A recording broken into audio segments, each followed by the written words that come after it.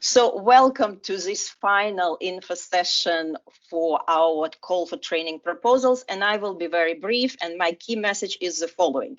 Those of you who are not pledges, please submit your application this week as soon as possible, because applications need to be processed and you do not want to find a situation where you have your application, but you are not a pledger.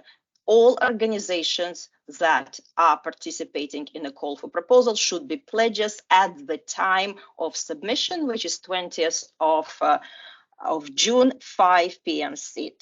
And if you're not a pledger, you're automatically disqualified. So this is key message: submit your pledge this week. That's basically all I wanted to say, and I wish you all the best of luck in your applications.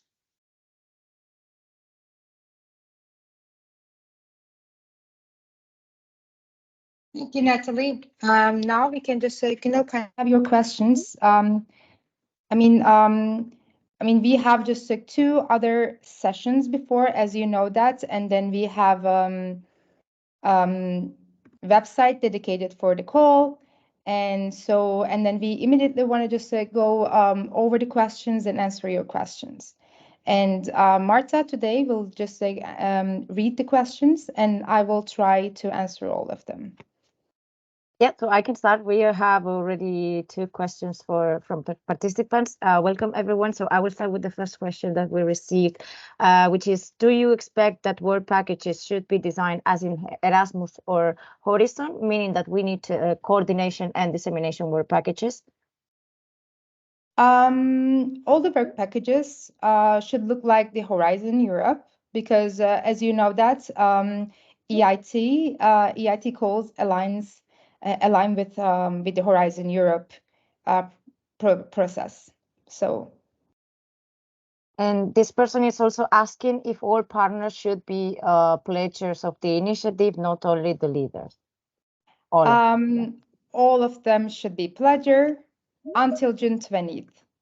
Even just if you submit your application, and if one of your consortium member won't be a pledger until the call closing date, and then you will be disqualified. So, and then we remind you that you have to finish all the pledger process until the call is closed. And there is also this question from Jeep. Hi, we would like to know if the implementing partners remain the owners of the developed course materials. So whether the implementing partners keep on being the owners of the course that they create out of this. I mean, if there is a direct partners, you mean that? So if you mean that, I mean if the training providers can receive the course, I'm not sure we can just count them as a kind of trainees, I'm afraid. Yeah, no, but I think the question is more about the ownership of the content, like the material of the course, whether the pledgers, like the owners of this project, remain the owners of the material, even though it is funded by our project. I think we had these questions already. Yeah, so it's yes, right? Yeah, you remain the owner. This is Natalie. You remain the owner of the course. This is correct. Yeah. We do not take intellectual property on, and you deliver the courses on your platform as well. I mean, we just serve as a window, as a showcase, as a marketplace, if you wish. So you deliver the courses where you want, and some of the courses you might deliver, they might be actually offline and on site. So you remain the owner. Yeah. So, and then the next question is, does it give us an extra point during the evaluation if the course is planned to get the EIT quality assurance? Helen? I guess quality assurance is the quality check done, right? Can I maybe answer that question? Yeah. Yeah, So please go, Satya.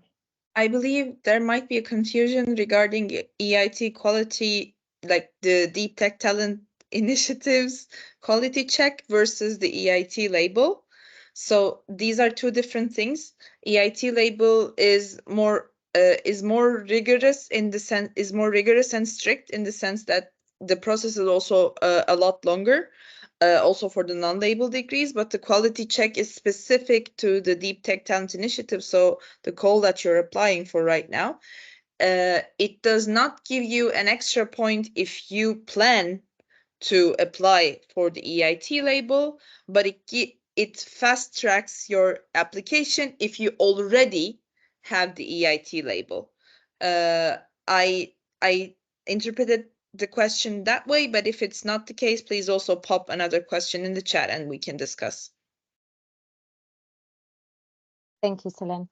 So then the next question is about the EIT impact framework. I have a question about the EIT impact framework, which from the look of it applies to KICS. How is it relevant to the proposals we are submitting? If it's relevant at all, I guess. I mean, just if you just like, you know, kind of have any relation in between, and yeah, it is relevant because I mean, we are also asking it, and we are just like, you know, expecting you just like, you know, kind of to make a link in between the call and then the impact framework. Okay, then there's another question by Linda. How to prove that the participants are EU citizens? Any guidelines on it? For the just like participants are EU students, just only we are just like asking the data of trainees. So then over there we just like, you know, we will check. Of course, I mean, you are the main owner to check that they are EU citizen. We only just like, you know, kind of asking your data. Yeah, so the pledgers need to report on the talent data. Yeah. So this is Natalie again. We do not require actually citizenship requirements. We have residence requirements. We are training Europeans by residence, and Europeans, we mean all Horizon Europe affiliated countries, which includes Norway, UK, obviously Ukraine, Moldova, I think Georgia as well. There are quite a few, so you need to look at the list of Horizon Europe affiliated countries, but citizenship is not a requirement, residency is. In other words, if you are an Indian residing in France, you are eligible. If you are French residing in India, you're not. Natalie, they are also asking how they prove the participants. So then we are just like saying that because they are reporting the data, and of course, I mean the data, we rely on that. So I mean, So I mean, we don't have any guideline. Yeah, so on reporting is right now being updated. There is a special form on a platform where you will be required to enter data. We sort of assume it's bona fide. In other words, we require from you to do it in the best to your abilities. We obviously cannot control every individual person, but you know, that's sort of the rule of the games. It's the rule of the fair play. We give you funding and you say that you're training people in Europe and you not invite them. There's some checks and balances, but so yeah, you will have to report the people that you have trained. Yeah. Okay, there's another question about eligibility. If a course can be also open or inclusive to under 18-year-old people like high school students. Tertiary education, and then as you just said, you know, because see in our code documents, high schoolers are not included in that. There is also another question for a person who is preparing, like they're saying that they are preparing to submit our pledge. And in order to become a pledge, that's the course we propose to publish on the portal, have to go through the quality check, or we receive the pledger status as soon as we submit the application. So you get the pledger status as you submit the application, like a couple of days later, and then you can submit your courses separately.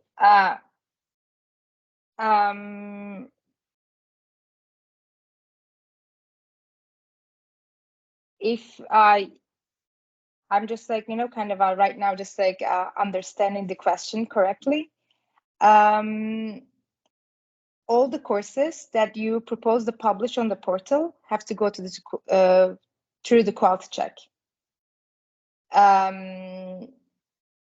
But just like to be pledger, you don't need to, in the beginning, submit any courses or something. So you have to be pledger first. And then if you want to propose after being a pledger, any courses just for the platform, and then you will just like, kind of you will do it, of course. But for the application, the call application, you need to be a pledger. You need to just like receive the pledger status approved before the application closes. Yeah, so there are like some more questions about the pledge. Do even associate partners that have no budget need to do a pledge? All of the participants, organizations, right? Yeah, and the associated partner, you mean the country, the associated partner to Horizon Europe, or The associated partner to the project? They mentioned the partners to the project with no budget. Even if they have no budget assigned, do they have to become a pledge? Yes, every consortium partner in the project should be a pledger. Because in the call submission system, we are just like asking for it. I mean, if they are pledger or not. Okay, there's another question which is like very general. I am submitting a proposal for the first time and I do not fully understand how to use the documents, EIT Impact Framework and HEMGA, Horizon Europe Model Grant Agreement. We recommend you to read the Impact Framework and then Horizon Europe Model Grant Agreement. And actually, you can just like find the documents in the proposal submission system dedicated web page, or you can just go through the Deep Tech Talent Initiative platform, and you can find all the documents in the call section over there. We highly recommend you to read all of them. Yeah. There is another question about the applications, like the evaluators. How will the judges be selected for the applications? Can you elaborate on the criteria that the experts will be using to evaluate the proposals, or is there a place to read more details? Actually, for the evaluation criteria, we try to be so transparent. And so if you just go to the call text, and you can find the evaluation criteria. I'm just like, right now opening the documents. And if you go to the page 12, and you can see the external experts evaluation criteria over there. And but if I just like briefly mention that, there is an excellence, quality and efficiency implementation, strategic fit. That we are just like, there are some there are questions and impact, and under those categories there are certain questions that the experts will just like look at it when they are assessing your applications. And for the judges, for the experts, we are selecting it who is expert on the categories that we selected for this calls, such as robotics. And then also there are experts in the committee that they are excel in education too. There's a question here about the courses. How important it is that entirely new courses are being developed. Is it a disadvantage if we propose to further develop and disseminate a course based on like existing content that was created with a different funding partner? The new course, we so mean if that it's here, like if it's better, or like if it's going to be a disadvantage if they, instead of creating a new course, they develop further one that is already existing. Actually, for this call, we are waiting from the applicants to create a new content. we are not accepting the content that used before. I mean, once you're just like, you know, kind of the proposal is selected, and you will just like, you know, start to create a new course content, and then we will just like check it. There is also another question on the evaluation process. Someone is asking if they would get extra points if they aim higher than EQF, because they are planning to aim for a EQF 3. So if they aim for more than that, is it like it like something positive in terms of the evaluation? Yeah. I mean, there is no extra point for it. I mean, we are just like, you know, kind of assessing all the application based on the quality and impact and strategic fit and other things that I just like, you know, kind of enumerated before. And then I will just like recommend you to read the code document, the evaluation criteria part. So there is no extra point for high EQF 3. And we have Monse is asking if because she cannot find in any part of the call anywhere stating that the minimum number of countries have to be like a certain number of countries involved. So would it be possible to have most of all the partners from the same country? Yeah, it can be. Actually, we are not really. We don't have any minimum requirements such that. The consortium partners can be from same country. So there is no minimum number of countries have to be involved criteria in the core section. I have a question here that maybe Selene can help us answer. It is about the mandatory criteria for the courses that we are developing, specifically the requirement that the course must be equivalent to at least level 3 of the EQF, which corresponds to a secondary technical level. And they say that their programs are categorized as non-formal education. So they would like to understand if they are still eligible for the card, that given that they do not offer any vocational training, just like, I guess, non-formal education involved. We are actually open to non-formal education. So if you're not offering any vocational training, that is also okay by us. But if you have any detailed questions about your course, you can always pop them into our functional email address, and then we'll get back to you about this. And the functional email address you can also find on the DTTI website. Under the page I'm trying to actually share some content here, but it's only available on the Q&A, so I cannot share any link. But I recommend you to go to the Deep Tech Talent Initiative, and then you can find this inbox. Well, there was another question about the file uploading. Is there an option to upload additional files in the application process, so that this is more technical to use?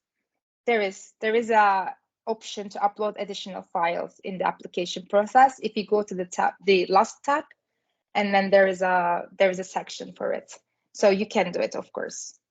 Okay. And then we have a question about the payments. So the schedule of the payments of the grant would follow the structure of Horizon Europe.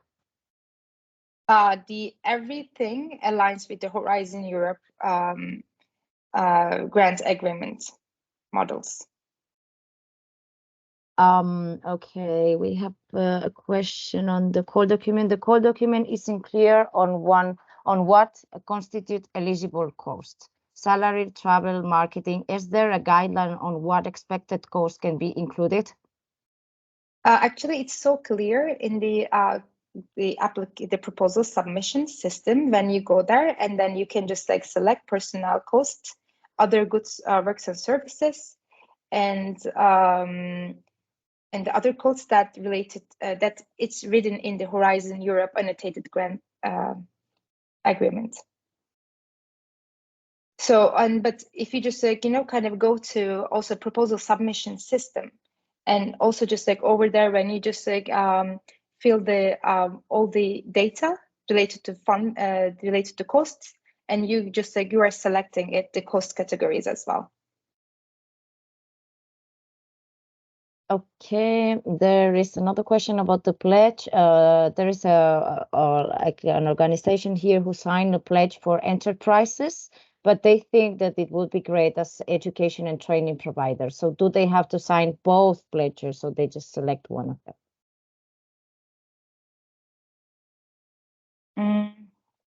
Maybe Natalie If can you help want- us with this one. Yeah. I think only one pledge Yes. can be signed, but Natalie, if you have more. Could you repeat, please? I was Yes, answering some questions. It's an organization who is like wondering if they should sign one pledge or another in terms of the type of pledge, enterprise or education and training providers, and they wonder if they have to sign two pledges or No, they have one to just pledge. select one.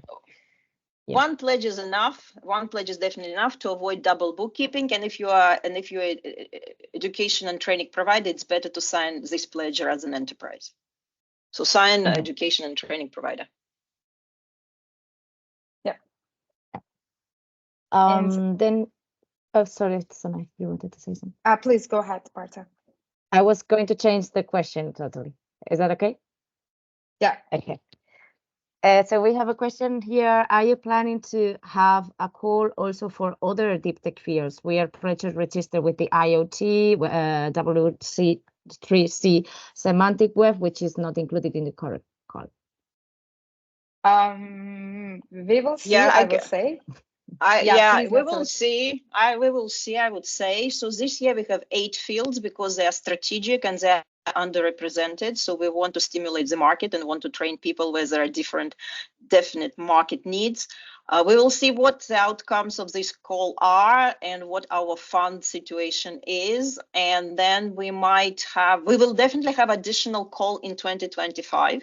But specifics are not clear yet, and we will learn our lesson from this call. So, yeah.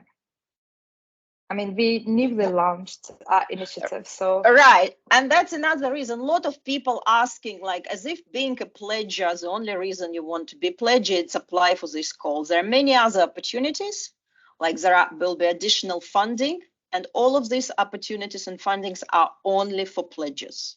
So even if you don't win this year, I mean, we can award up to 20 proposals, there will be plenty of other opportunities, also different opportunities in terms of networking, in terms of visibility, in terms of event participation. So obviously, I mean, that sort of call is one thing, but being a pledge, it's something bigger. Think about it a bit strategically.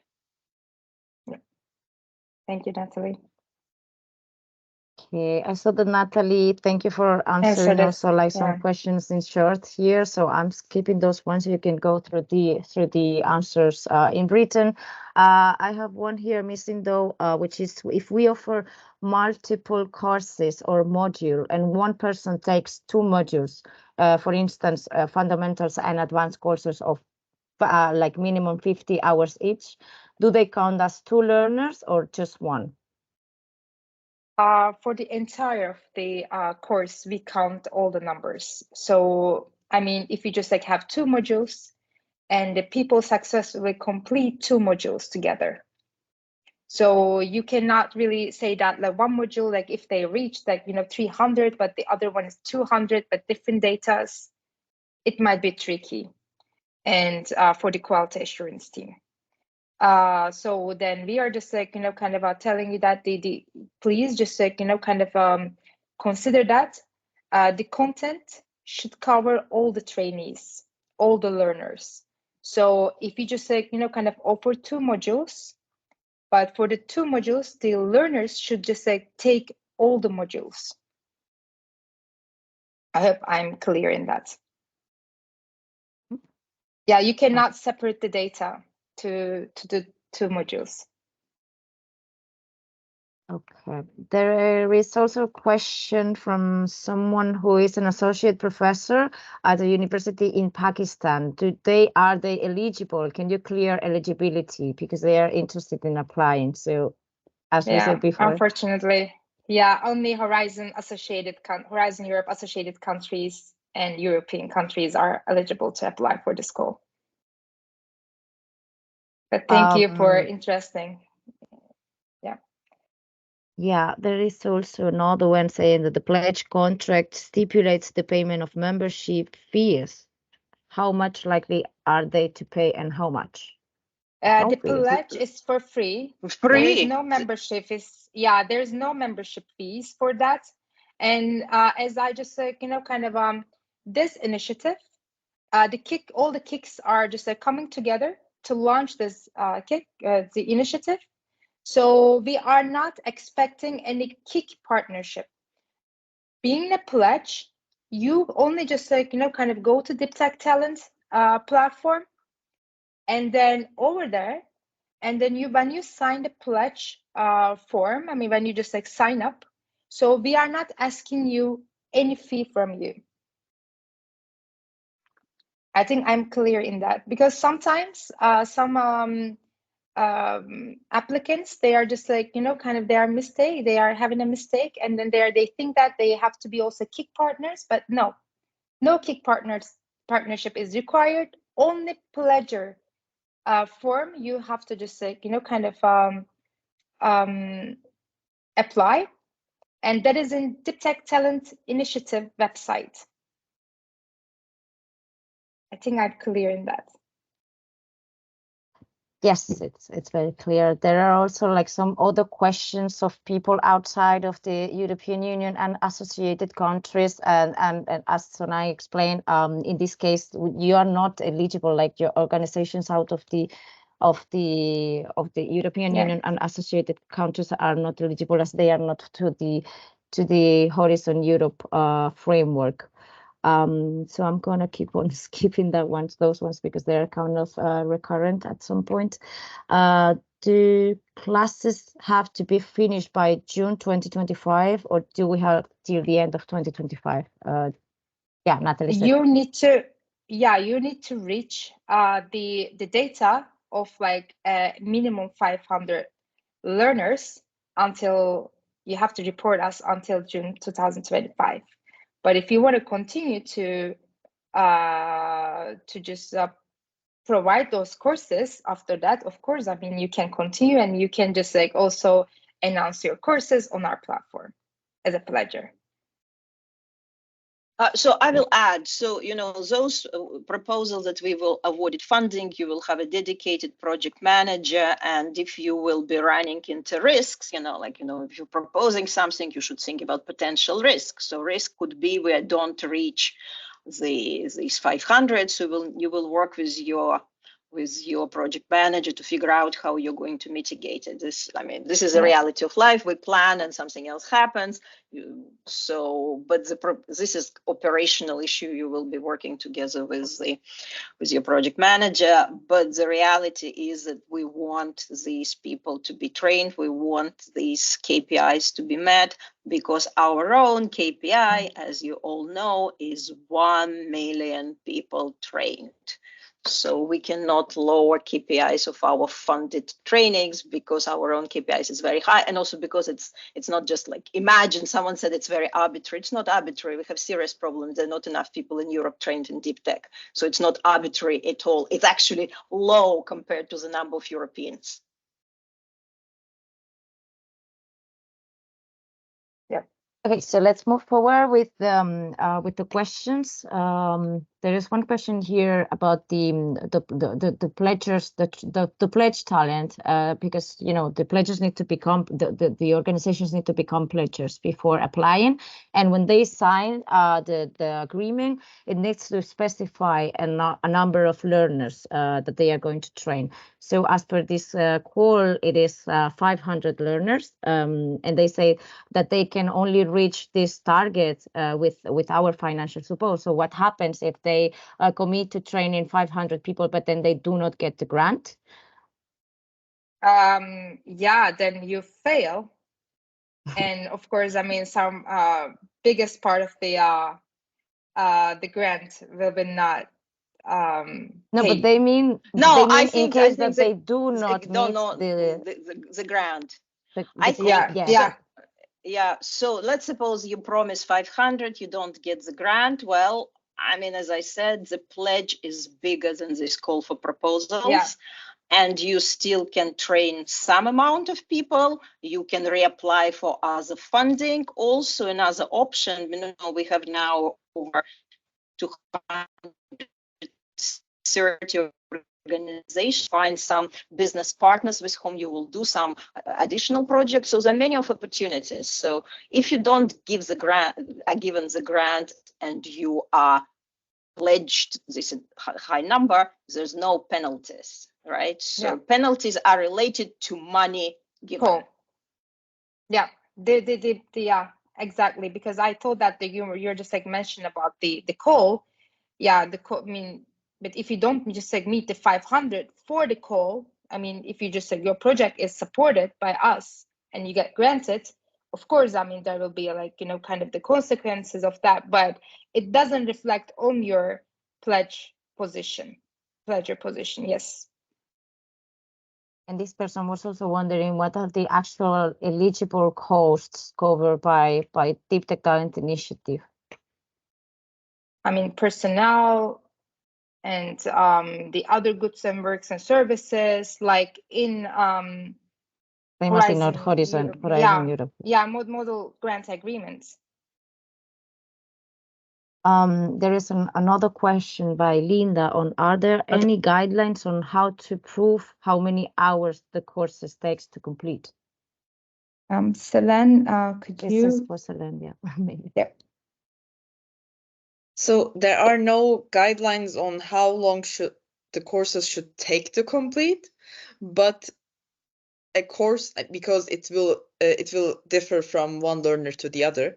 But to be exact, we ask for the courses to be 2 ECTS equivalent. You don't need to give out ECTS, but you can, depending on what kind of organization you are. The 2 ECTS equivalent would be the 50 hours of learning in this case. So irrespective of how fast or slow your learners learn, your course needs to be 50 hours of learning. Or more, of course, more are welcome. Yeah, more than one. There is also another question about the structure of the proposals when it comes to 2 points. The first one is related to KPI targets, because there are 2 fields, value for 2024 and for 2025. So this person says, as the courses are 50-hour long as the course are 50 hours long, should we then put the value of 0 in 2024 field, or should it be a number of enrolled participants by the end of 2024? Yeah, you can. I mean, if you just like, you know, kind of start implementing it in 2025, put 0 in 2024. So yes. Yeah, you can. And then the other. And then there was another part. Yeah, there was another part on the training specific info. There are fields like course abstract, course delivery, etc., which is a bit misleading. Should we treat these fields as referring to the whole of the training program offered by the consortium? Indeed. And for the course abstract, and then I mean, we are just like waiting to hear from you, just like, you know, kind of what kind of course that you are offering for this call, and for the course delivery, and then how could you just like deliver the course, and then the methodology, and then what kind of methodology are you using it, and then we want to see the details about the course that you are planning to launch if you get granted.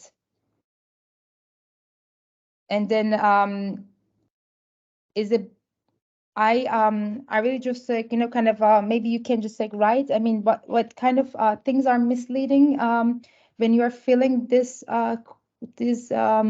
this part, and I wonder, because I mean, if you just like, you know, kind of, if you have any other questions, then you can just like contact us directly as well. But over there, of course, I mean, we are waiting the details related to your course design, and then with your consortium partners. Yeah, I think it was Sanai related because they are a higher education institution, so maybe they have like a wider program, and they were wondering if we were referring to the whole program or just a specific training. Yeah, it's really great to just like also mention like for example, I mean, if just like they gonna create the course, this course under some program they already have in their higher institution. So maybe just like, kind of you can just like mention it also in work plans or during the submission, because we have many questions. So some of them are related to that. So, and then maybe course delivery, because maybe over there you can mention about it. There's also a comment from one of the participants who has not clear on the eligible costs, and he or she is asking if they could be explained in more detail. So what are the eligible costs and the budget model, if it's an actual cost model or a lump sum, and if there are like the 20% usual indirect cost like in other Horizon Europe. Yeah. Like 25% indirect cost. That is like the other, the projects. And also the actual costs that we are asking for it. But only we are just like, kind of put the project into 2 phases. So in the first phase, and then you will just like receive the 40% of the project budget, and then in the second, you will just like receive the 60% of the project budget. And another question related to the application. When we choose the course type, no option for multiple selection. Can we have both academic program for our university students and professional training for our professionals from outside joining the certificate program? I will just like suggest that you can just like select the major one. And I'm sure that like one of them is the major. So then you can select that. Then there is another question on the learners eligibility. If the course is developed initially for learners from one country, is it allowed to do a hybrid format, or does it have to be fully digital or remote for the EIT platform? It depends on you. I mean, it can be hybrid, it can be like fully digital, or just like, kind of on site. It depends on you. We are not really, I mean, we are not saying anything for the course implementation. So, and then if you just like, kind of decide to implement the course, I mean, into 3 different, with the 3 different options, of course you can do it. I mean, that's why we are just like, we have a kind of a section, course delivery. So then over there you can write it. I mean, for us, we just like, kind of, we're gonna look at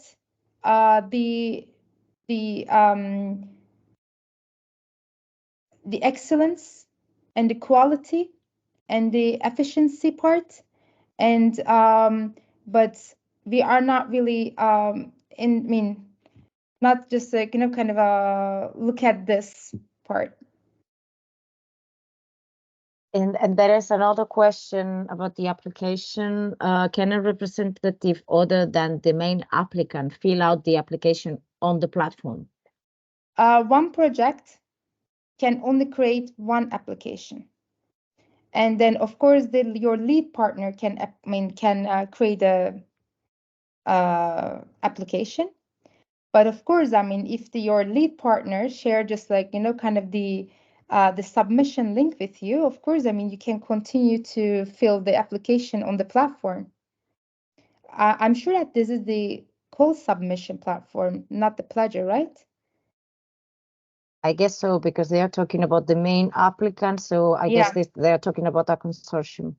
Yeah, if you're just like if you just like, kind of asking for the co-submission, yes. If your lead partner can create, and then if just like, he or she just like shares the link with you, and then you can continue to fill the application on the platform, of course. And there is a question here about the implementation timelines, and maybe Selene, you can also chip in because it implies quality assurance. So they are wondering when can the training, like the implementation of the training actually starts, because phase 1 ends in December, phase 2 starts in January, but how long is the quality assurance procedure taking on our end? So the once you submit your application, we assume that the quality check will take 2 months maximum, but this is to say that is the maximum, so it can take shorter. We will update the information on the website, but you to have a rough idea, you can check how we conduct the process. We always have periodical panels to assess the courses. So if your course managed to cut it to the deadline of that panel, your course might get processed faster. If not, we will adhere to the 2-month deadline. Thank you, Selen. And there is also, well, this question was partially answered, I guess, but maybe Sonai, you can elaborate a bit more. What happens? What will be the consequences if a grantee does not meet the KPI of 500 trainees? Yeah, the most part of the grant will not be paid. So then there's another question. Phase 1, phase 2 are 40% and 60% refer to the payment milestone or to how much of the budget we are required to allocate per phase? Okay, so like there are 2 phases, phase 1 and phase 2. Yes. One is assigned 40 and 60, and the second one 60. It is referring to the payment or the budget allocated? This is the project budget. The 40% and 60%, we refer the project budgets that we allocate. But of course, when you just like fill the submission form, we are just like, waiting to hear from you the overall budget implementation over there. The costs, the entire cost, they have to just enter in the proposal submission system. I mean, for the 60, only just like, kind of the process of the project budget that we will allocate for the projects. Yeah. There's another question on the personnel side. Can we declare working hourly rate according to Horizon 1? Yes. Yes. I mean, as I just like, kind of told you, an Horizon model grant agreement is like, kind of here is also like, kind of we align with all the written requirements there. So yeah. And on the consortium composition, we have a comment here. The guidelines of the call do not elaborate on the possibility of associated partners, not countries, but associated partners, to join a project consortium. Just the applicants, the lead pledgers, and the consortium member. If there is an associated partner planned with no budget from the project, do we need a formal approval or any kind of sign-off from our end before we introduce before they introduce this partner in the consortium? We are expecting, I mean, indeed, for the associated partner, also we are just like expecting them to be a pledger as well. Because this call is only open to pledgers. Okay. And then, then it means that you need a approval, pledge approval, just like, kind of by the time. Yeah. Okay. I think I'm clear in this question. Yes. I'm just checking all the comments here that have been answered by Natalie as well in written. And So there is I'm one not taking question. this one. There is one question who has not been answered yet. In the proposal form, can the added contact information be updated later? Can a service contract be signed with new names? You can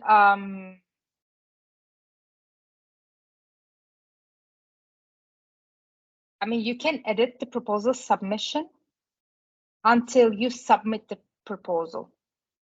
I mean, and of course, I mean, you can change and edit the proposal submission pages. So there is no limit like that. But what if it's like after the submit? I'm not sure because I do not know what this question was exactly about.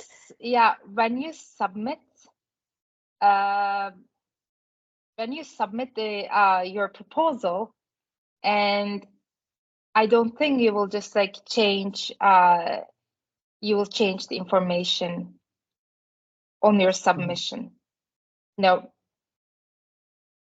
But if there is, of course, I mean, a really unexpected situation you met, and then this is really like, you know, for example, if someone, your lead partner had some problem or something that you urgently need to just exchange emails after the proposal submission, and then you should contact us. And of course, I mean, we will just like, you know, kind of try to help you.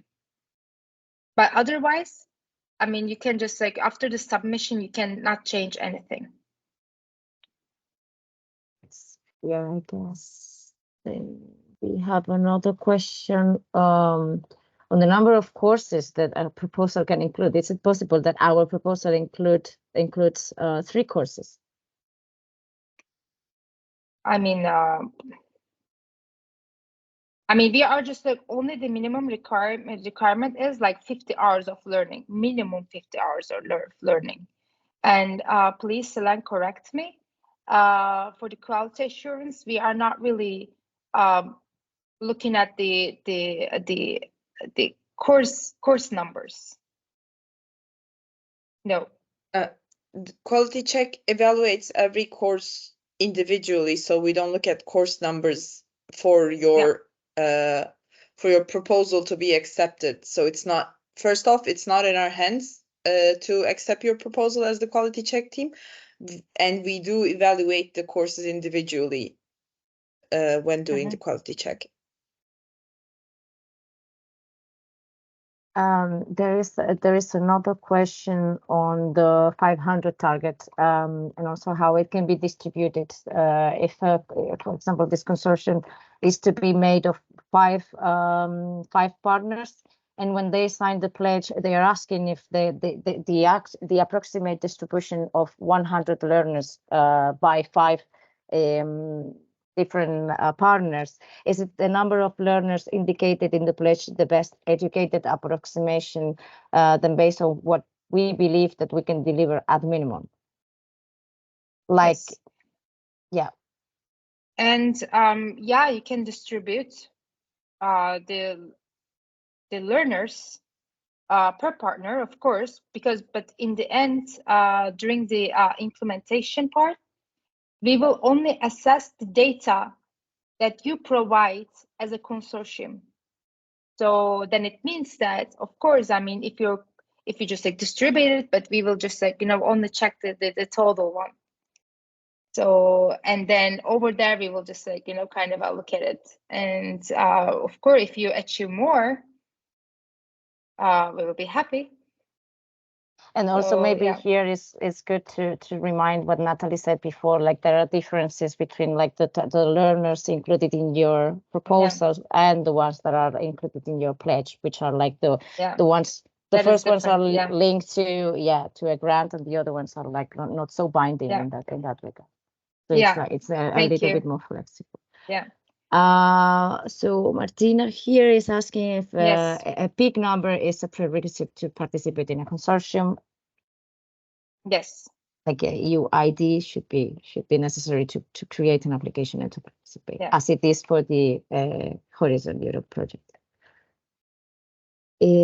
Okay, I'm seeing here a question that is very specific and long. So for that one, let us like go through it and come back to you after the call, if that's okay. Because we are running out of time. We only have like 5 By 6. the way, the KICS cannot participate to the call. Just only I want to remind you. Maybe that's also an answer. Okay, then I understand that the consortium should consist of 2 partners, my organization plus a partner. It can be as many partners as you want, actually. So in the call document, we are, I mean, at least 2 members should be in the consortium. Yep. Then there's a specific question about would the purchase of 2 cyber rangers be eligible if we have some groups face-to-face trainers trained from the country where they are based, but the rest for the rest of Europe is going to be online. So it's like the equipment eligible if they have a hybrid model. Yeah, of course. I mean, for the course delivery, so it can be just like, you know, kind of more than 2, the options, of course. And details about quality control process and scalability, transferability under the 3rd heading in the proposal form. And what I will just like suggest you to read the evaluation criteria in the call documents. That is in the page 12 and 13. There is also a question on the work plan to detail, like this is coming from the application, I guess. So in the work plan, it says, please detail project plan execution for phase 1 and phase 2, including partner-specific responsibilities. And the question is, what is expected from this question in the application form? The more detailed justification or a Gantt chart or a feasibility plan? I mean, I don't think we have kind of much time to answer that question, and it will be better just like to send me an email, but I will just like briefly say that, of course, in the work plan, and we are just like expecting you, how just like you create the course content and how could you just like, you know, deliver the course, and the how just like, you know, kind of you do the communication for the course. And of course, I mean, in the 2nd phase, because you will implement the course, and we are waiting to just like, you know, kind of hear from you, from your application, that we, I mean, that we just like ask you actually in the submissions. So, and then the Gantt chart, I mean, mostly like most of the Horizon Europe projects, and you can just like, you can find it. And then, but please, I mean, if you just like, you know, kind of, if you don't find anything, and then you can just like contact me. Yeah. Okay. There was another question on the possibility of having like 2 learning tracks, one synchronous, one asynchronous, and if they do so, if they can count learners in both tracks together to reach the 500 target. I guess yes. I mean, all of them, even if it's a hybrid mode, all of the learners count the same. So yes. Yep. There is another question on the agreement side. Let's assume that we get a grant. How soon will the grant agreement be signed, and in how many installments will the money be transferred?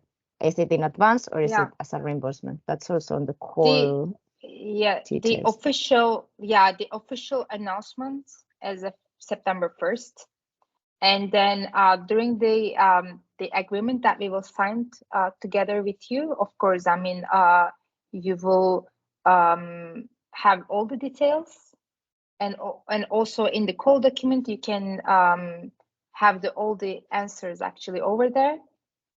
And then of course, I mean, when we notify you, and we will send all the details with you if you just like get granted. So I'm going to go through I guess the last question, because we are coming to an end, and then we can continue over like in the follow-up.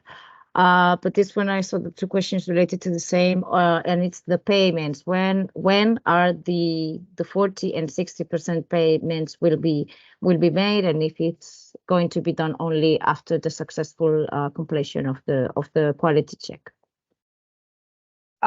In the first, if you just like, you know, kind of look at the call documents, in the first phase, we are just like, you know, kind of we will ask a report from you, and then if you successfully pass the first phase, And then of course, I mean, you will just like receive the 40% of the project budget. And then in this end of the second phase, and you will just like submit the KPI data report to us and the project evaluation report. And then after our just like assessment, and then you will just like receive the payments.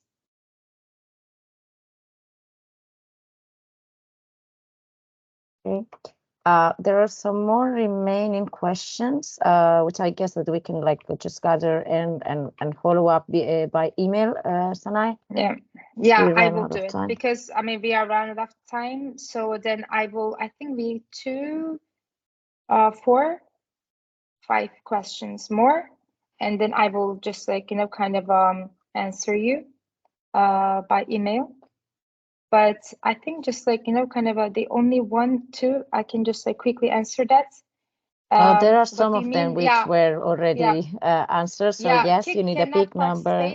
Yeah, KIC cannot participate. KIC is EIT KICs, such as EIT Digital, EIT Food, EIT Health, and they cannot participate to the call because this initiative, all KICs just like they come together. So, and then because of that, and we don't accept the KIC, EIT KIC's participation to this call. And then the PIC is prerequisite. Yes, we are just like asking you your PIC number, since like, kind of we are aligned with the Horizon Europe model grant agreement. So can be there 2 groups of participants for the course, with one finishing and the other one starting. Yeah, end of the project, we are just like waiting from you to just like kind of to see at least minimum 500 learners. So if you just like kind of launch 2-3 times during that time, of course, I mean, and if all your participants receive the certificates, why not? And I'm confused with the platform. I see the submission system and other system to add a course. Yeah, that was already answered by Selene. Yeah, by Selene, yes. What about the subcontractors? And if your subcontractors are teachers or trainers, and then you can just like, kind of, you can add them under your cost. I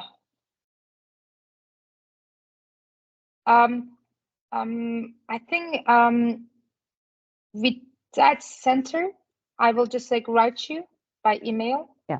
Because right now we are just like running out of time. So I will definitely write you back related to your status. I think we are all set. I think we are done with the questions. Thank you for your participation today. And I hope just like, kind of you finish your all submissions in the system. If you need any help, or if you have any more questions, you can contact us anytime. And please be aware of that.